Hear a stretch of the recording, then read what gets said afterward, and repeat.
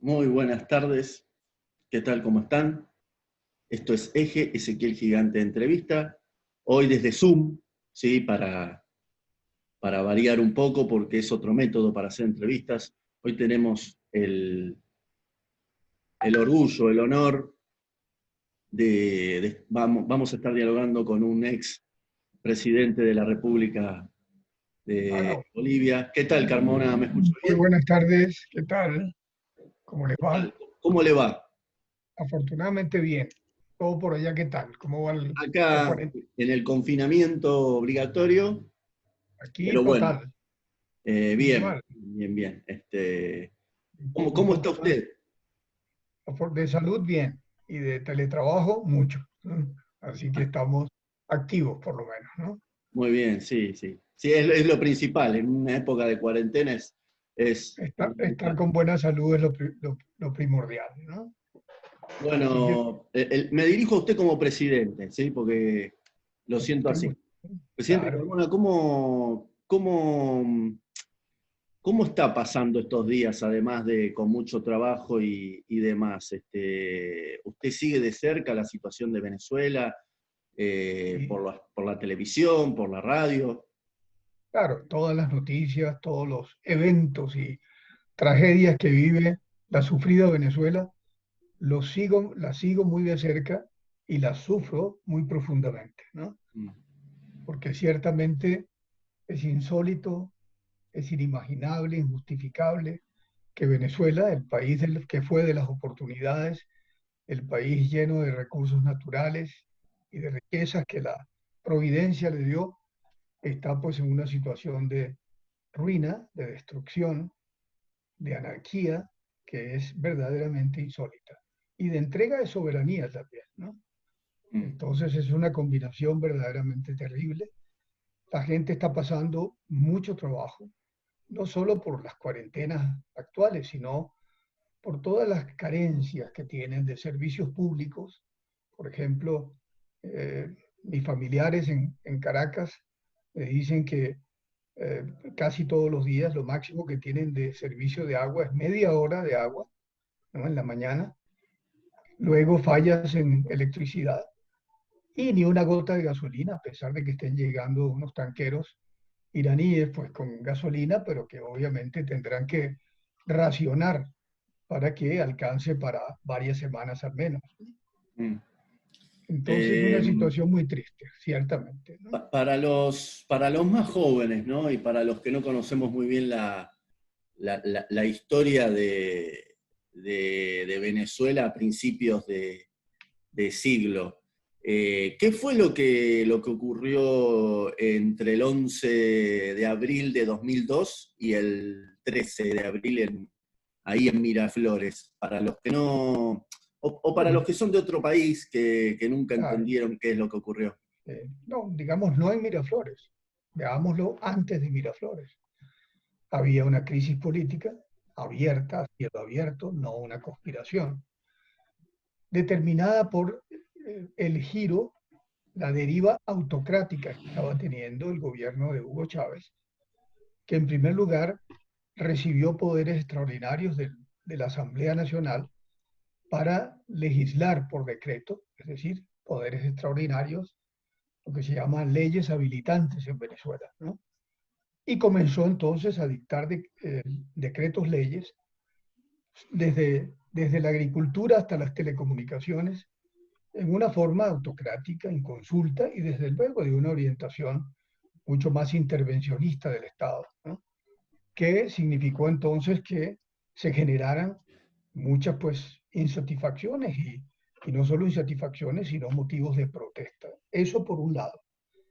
Yo cuando era presidente de la patronal venezolana de Fede Cámaras, tendí puentes al diálogo con Chávez, pero no lo supo valorar, porque la conclusión a la cual yo llegué claramente es que Chávez quería pasar a la historia como un revolucionario, es decir, disruptivo, que impone, y no como un estadista que es capaz de dialogar, de concertar, sin necesidad de mediatizar su capacidad final de decisión.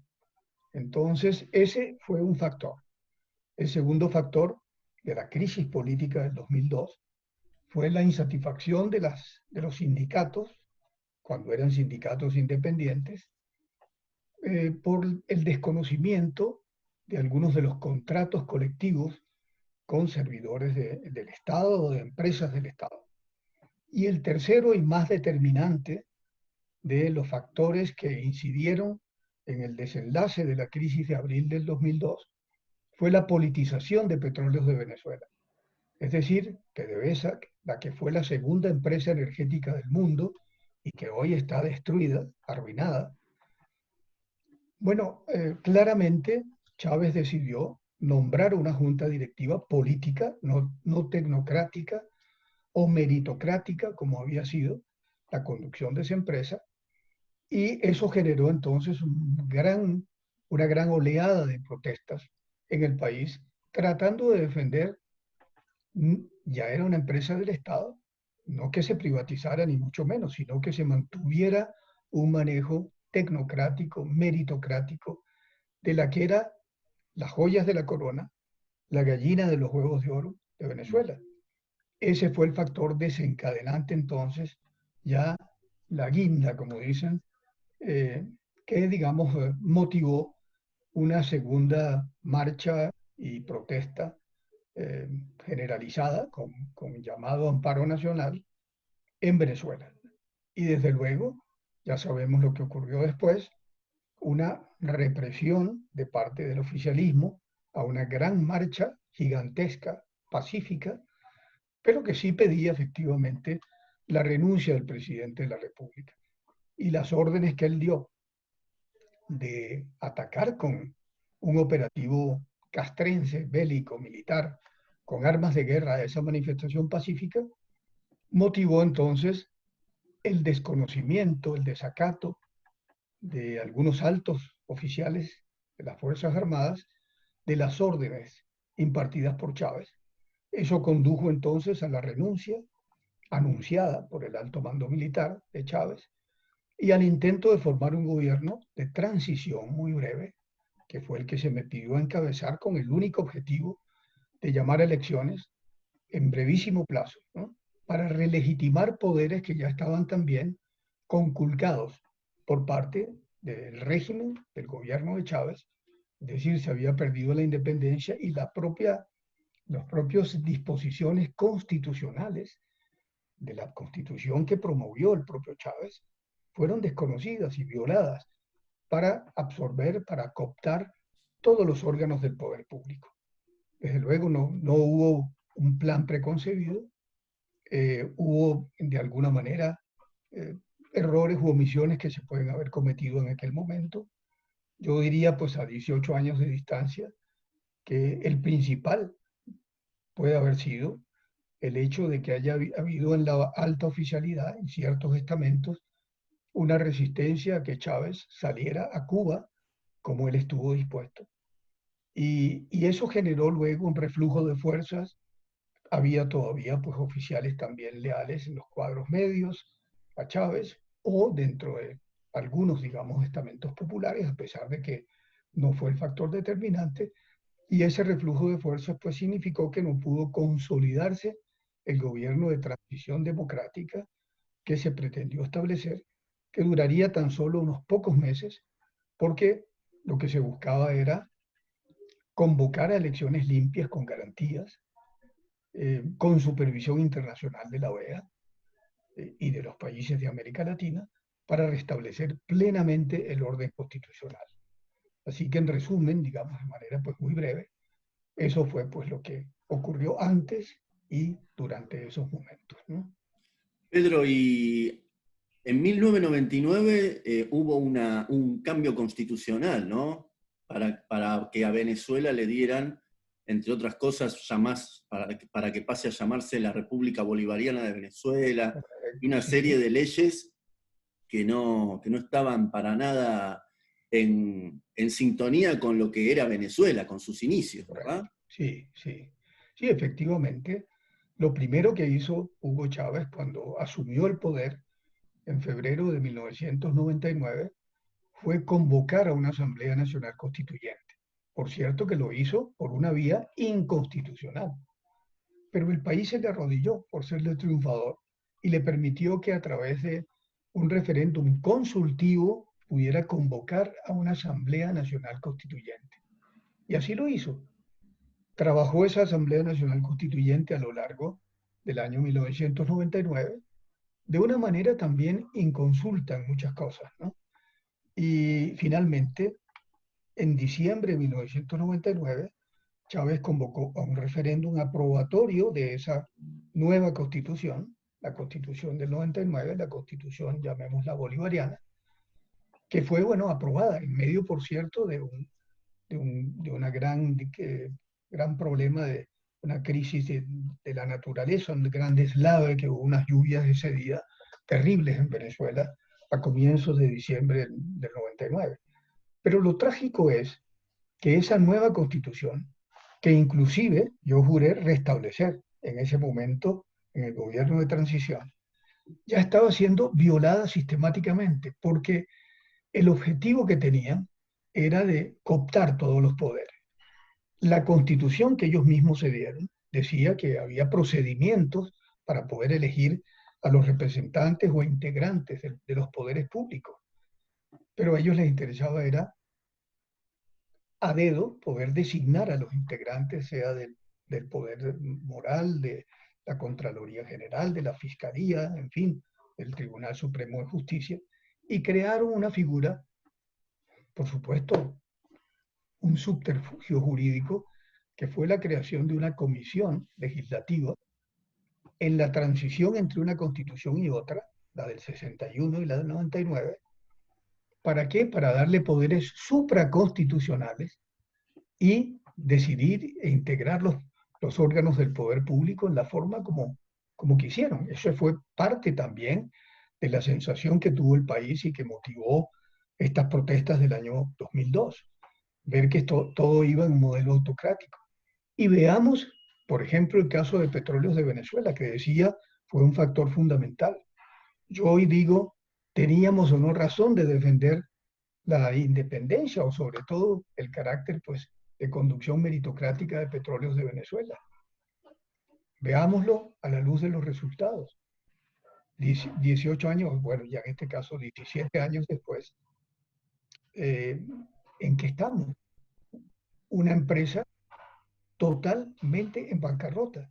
El país importando gasolina de Irán, con las mayores reservas de petróleo del mundo, con las refinerías destruidas, la infraestructura petrolera y desde luego Petróleos de Venezuela arruinada, endeudada, más allá de lo imaginable y en consecuencia casi que no es rescatable. Entonces el país que producía 3.400.000 barriles diarios de petróleo en el momento en que llegó Chávez, hoy produce menos de 700.000 barriles diarios. Y mucho de ello comprometido en ventas de petróleo futuro a China, pagos también de deuda militar con Rusia, y por supuesto el regalo que sigue haciéndosele de petróleo o de derivados a Cuba, que es la dueña del país. Ahora, ¿qué similitudes y qué diferencias usted le ve a Nicolás Maduro y a Chávez? ¿Cree que es una continuidad o es un modelo mucho más brusco y No, menos? mire, yo diría lo siguiente y de manera absolutamente objetiva, ¿no? Chávez tenía habilidad de aglutinar a los suyos, a sus seguidores, y era un comunicador nato, ¿no? Que podía también transmitir mensajes populistas o engañosos, lo que se quiera, pero con habilidad comunicativa, ¿no? Pero fue el destructor, fue el autor del modelo que llevó a la destrucción del país.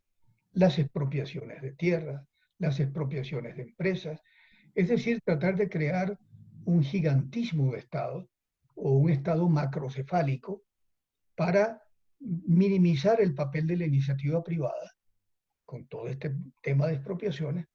Pero ¿a qué llegó? Y eso es obra de Chávez, a la destrucción del aparato productivo privado, a que el Estado asumiera entonces pues cerca de 5.000 empresas de servicios, de industria, de agricultura, todas ellas prácticamente paralizadas.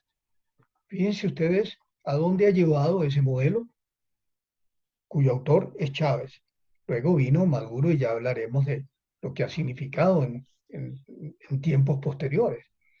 Pero veamos, la industria petrolera en ruinas, ¿no? La industria siderúrgica, que por cierto era manejada por una empresa Tequín, que tiene capital argentino, ¿no? Producía 4,5 millones de toneladas de acero por año, hoy está cerrada. La industria del aluminio, muy fuerte en Venezuela, está paralizada.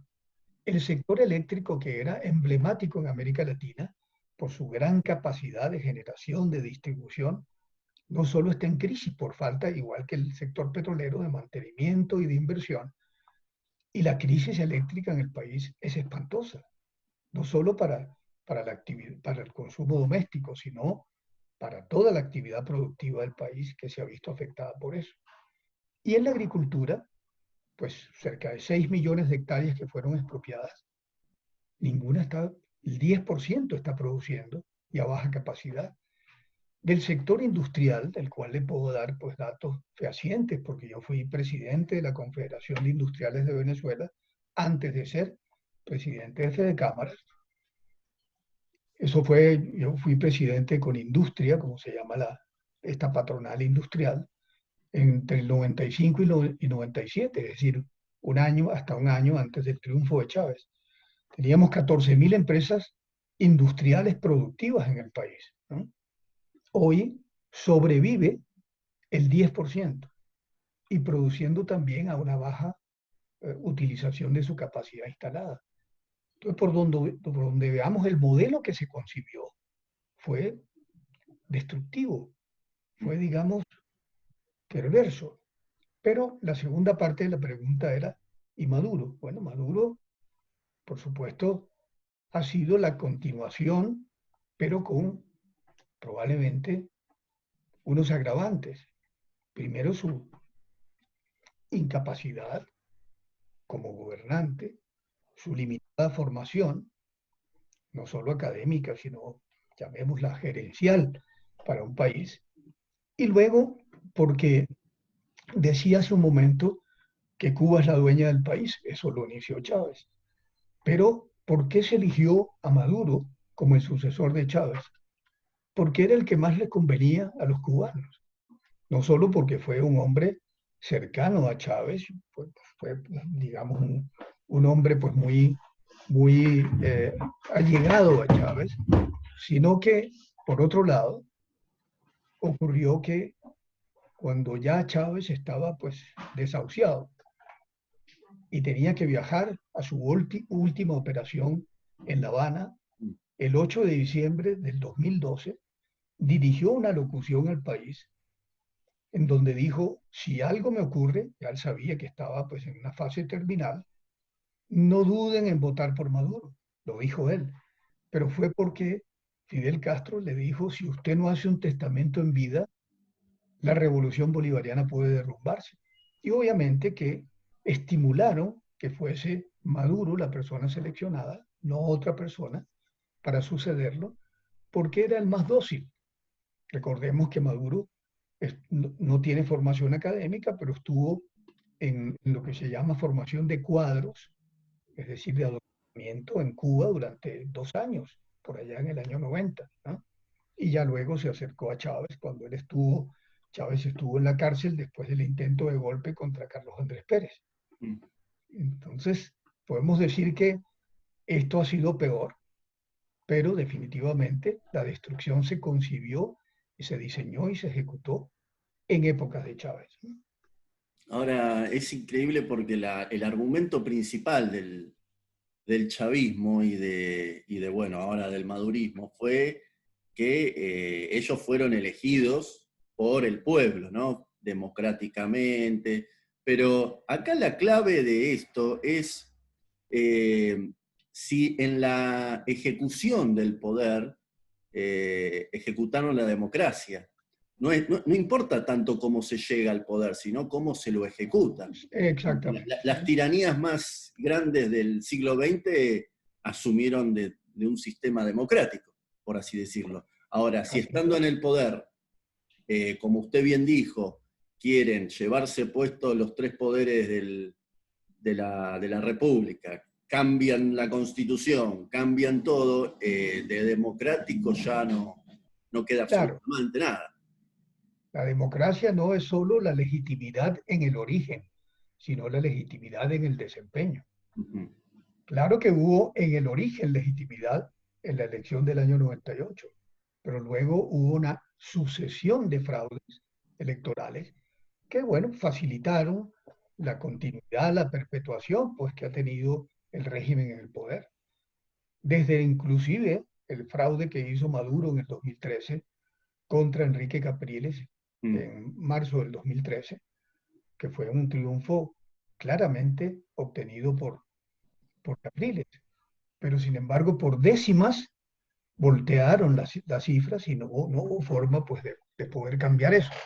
Pero así fue el referéndum revocatorio de Chávez, en donde se hicieron listas pues, que quienes firmaron para ejercer un derecho constitucional de solicitar un referéndum revocatorio fueron prácticamente penalizados, convertidos en ciudadanos de tercera y de cuarta por haber firmado para para la convocatoria de un referéndum revocatorio de Chávez en aquel momento, ¿no?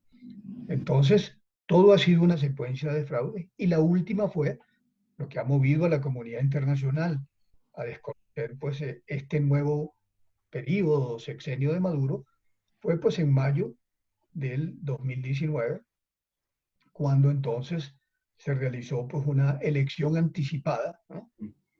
Que pues le dio un triunfo totalmente abierto, fraudulento a Maduro y que era pues ilegal, ilegítimo, ¿no?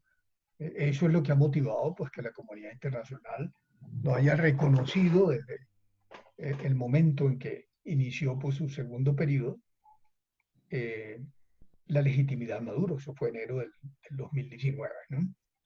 Ahora, Entonces, Pedro, ¿usted cómo lo ve a Guaidó para encabezar una oposición, una resistencia, digámosle, una esperanza dentro de, si se puede hablar, dentro de los límites de Venezuela, ¿no? Porque también se habló de que varios países se unan para ayudar al pueblo de Venezuela, pero digamos que lo primero que hay que hacer es intentar solucionar el problema internamente, ¿no? Y Guaidó, claro, qué le- qué le- ¿qué opinión le merece Guaidó? pues mire, tiene la legitimidad ahí sí de haber sido como presidente de la Asamblea Nacional y frente a la ilegitimidad del nuevo periodo asumido por Maduro, pues el carácter de presidente encargado. Le ha tocado muy difícil, sin lugar a dudas, pese al reconocimiento y apoyo internacional, que ha sido pues desde luego importante, le ha tocado pues una situación muy difícil. En primer lugar, por la persecución que el régimen ha hecho de algunas figuras de la oposición y de diputados a la Asamblea Nacional, muchos de los cuales han tenido que salir al exilio. Y desde luego desconocer también eh, todas las decisiones que adoptaba la Asamblea Nacional Legítima eran desconocidas por un Tribunal Supremo oficialista, ¿no? Que anulaba prácticamente la validez o desconocía la validez de las decisiones legislativas adoptadas entonces por la mayoría opositora en la Asamblea Nacional. Entonces, claramente, muy difícil la tarea.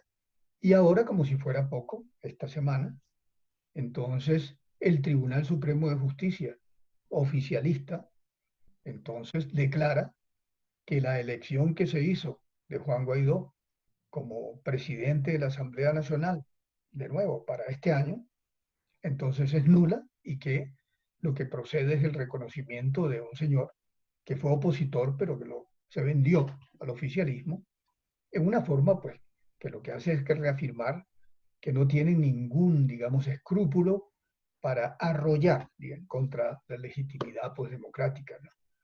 Ahora, desde luego, pues, que a pesar del apoyo internacional que ha recibido Juan Guaidó, tiene una tarea difícil y una responsabilidad enorme ante la confianza pues, que el país tuvo de que podía haber efectivamente una salida democrática y no violenta.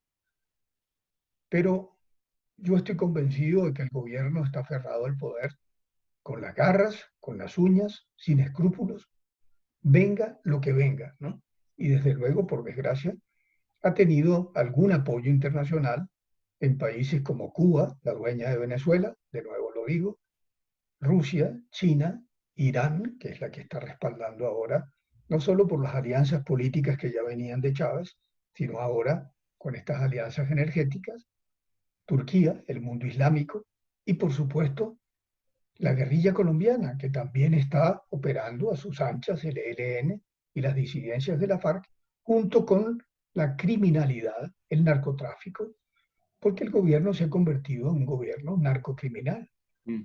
Entonces, están explotando oro también, no solo están sacando oro de las reservas internacionales del Banco Central, sino que también están utilizando oro extraído de una manera ilegal, inclusive con la depredación del ambiente en el sur del país, que tiene unas condiciones ecológicas difíciles, pero de Venezuela están saliendo a cada momento aviones cargados de oro, ¿no?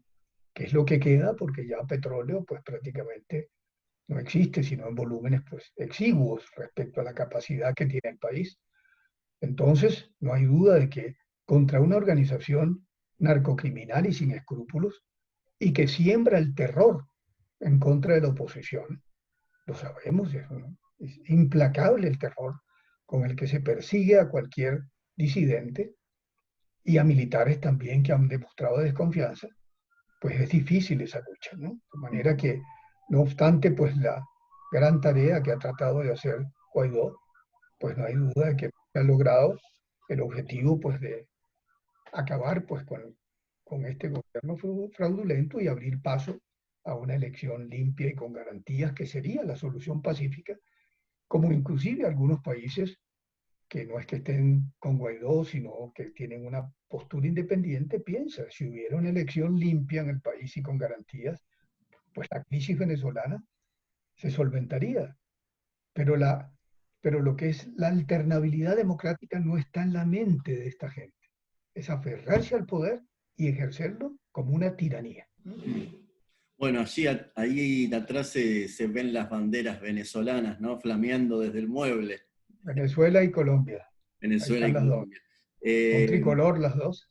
¿qué, qué, mm, ¿Qué mensaje le da a a los compatriotas venezolanos que, bueno, están ya sea en Colombia, en Perú, en Argentina, en Uruguay, digamos que tuvieron que rehacer su vida? Porque en Venezuela había profesionales, había médicos, había científicos, había personas que han durante muchos años estudiado para hacer su vida, y ahora, bueno, están en distintos países haciendo otro tipo de oficios. ¿Qué mensaje le puedo dar a esa gente, eh, usted, Carmona? Uno es de aliento. Me duele ver, por ejemplo, también el flujo migratorio que ha habido hacia el país más cercano, más el país vecino, que es Colombia. Hay cerca de 1.800.000 venezolanos acá en Colombia y muchos de ellos pasando trabajo, ¿no? En situación precaria. Hay también profesionales, inversionistas, gente que ha venido a aportar, no solo acá, sino también en toda América Latina y en Europa y en Estados Unidos, donde hay también contingentes muy grandes. Son 5 millones de venezolanos, pero que podrían aumentar de continuar el estado de cosas tan deplorable.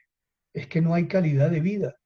Como si fuera poco, por ejemplo, en días pasados, pues se cerró la señal de DirecTV en Venezuela, que era probablemente el último refugio de distracción que tenía la gente. Entonces, lo digo por amigos y familiares que me comentan, ahora sí, estamos enclaustrados, sin gasolina, en una situación sin, también de carencia de alimentos por los altísimos precios que tienen, por la hiperinflación y la hiperdevaluación. Nada más, por cierto, antes de seguir respondiendo la pregunta, un paréntesis. Hoy en día está en 200.000 bolívares, que llaman soberanos, $1, ¿no? Mm. Pero a los 200.000 bolívares, actuales, hay que sumarle 8 ceros, 3 que le quitó Chávez y 5 que le quitó Maduro. Vale decir que para adquirir un dólar de los que recibió Hugo Chávez cuando asumió el poder, se requieren más de 2 billones, millones de bolívares Qué para bárbaro. adquirir un dólar, ¿no? Es decir, es no solo pauperización, sino depredación lo que ha habido. Pero respondiendo a los compatriotas, que en estas circunstancias también de coronavirus y de aumento del desempleo en toda nuestra región, se ven afectados. El mensaje no puede ser sino de esperanza, de esperanzas de que efectivamente más temprano que tarde se produzca un cambio en Venezuela. Un cambio en Venezuela significaría el retorno de cientos de miles de venezolanos, sino de millones, ¿no? Que estarían dispuestos a volver a su patria y a dar un aporte al difícil proceso de reconstrucción que va a tener el país. Y es una reconstrucción compleja que la quiero comentar también. Pero la solución del problema migratorio está en un cambio político.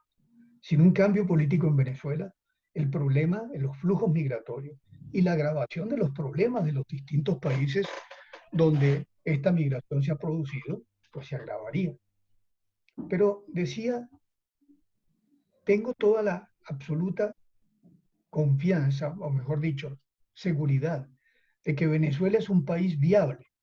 No obstante el proceso de destrucción institucional, económica, política, social que ha sufrido, Venezuela es un país que tiene viabilidad de recuperarse, ¿no?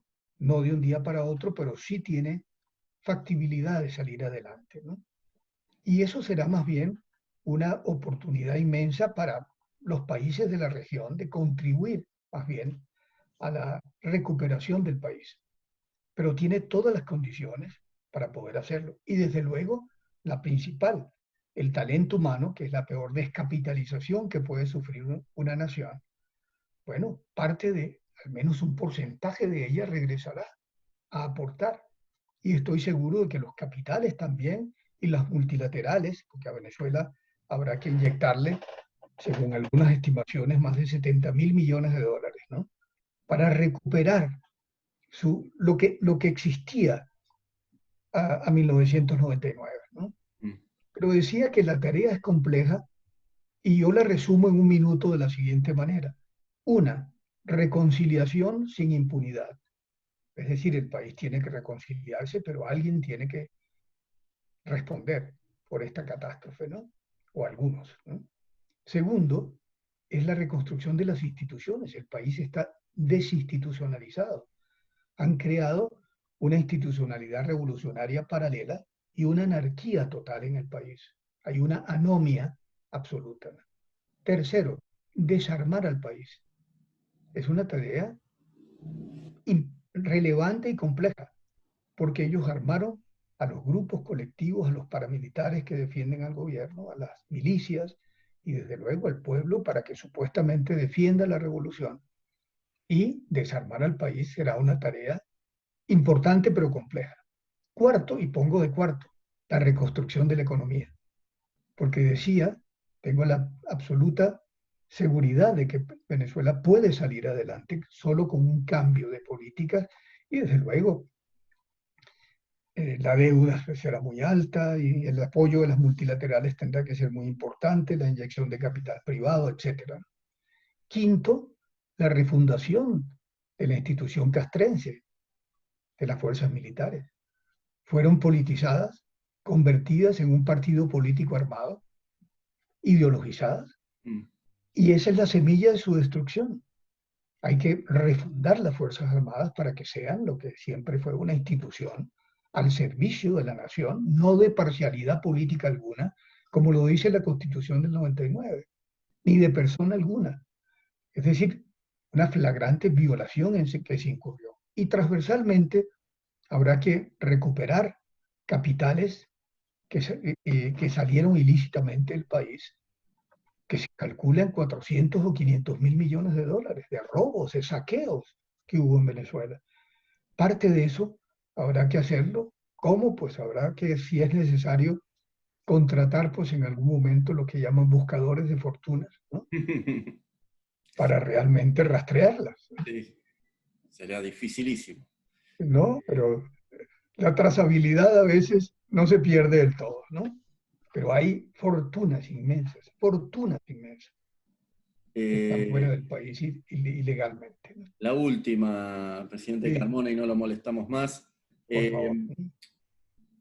llama la atención porque a ver, el coronavirus está causando desastres en el mundo en cuanto a muertos. Llama la atención los números de Venezuela, ¿no?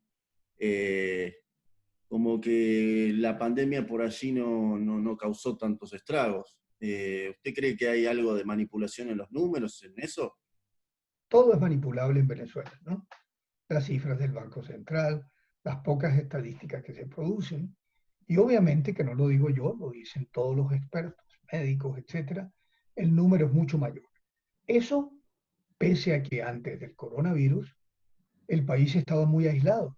Mm. No había vuelos internacionales, no había pues gasolina, en fin, todo eso podía contribuir a que el número de casos o de contagios fuese menor. Pero, por ejemplo, ayer, anoche, escuchaba el informe de Human Rights Watch sobre el tema del coronavirus en Venezuela y dicen, y lo declaró también acá el presidente Iván Duque, esta impreparación del sistema de salud, porque está también colapsado, más la manipulación de las cifras, está llevando a que eso pueda ser un caso de explosión imprevista de un tema de coronavirus. Pero todos los expertos, médicos, etcétera, coinciden en que no puede ser que frente a la realidad de todo el continente haya 11 fallecidos en Venezuela, ¿no? Eso no tiene, pues, ¿no? Por lo Ninguna menos lógica. un número creíble que digan, ¿no? Un número. Claro, Qué barro. así Bueno, es. Carmona, le agradezco enormemente el espacio. Un Este, gran placer, ¿no? y bueno, seguiremos en contacto y que siga muy bien, ¿sí? Que siga muy bien. Bueno, encantado igualmente para ustedes y saludos a todos los amigos. Yo soy egresado de doctorado de una universidad argentina. Ah, ¿sí? Así, Eso no sí, lo como no, sabía. claro. ¿De qué universidad? Doctorado de la ESEADE, ¿no? Ah, qué muy ESEADE, bueno, muy claro, bueno, claro. muy bueno. Bueno, Doctorado en economía. Viví también un tiempo en Uruguay, de manera que conozco bien, soy medio rioplatense. bueno, Saludos a todos, igual a los compatriotas que allá están, a quienes les transmito pues un afectuoso saludo, ¿no? un Y abrazo muy esperamos. grande, un abrazo muy, muy Muchas grande. gracias. Gracias. Hasta Hasta luego. luego. Adiós.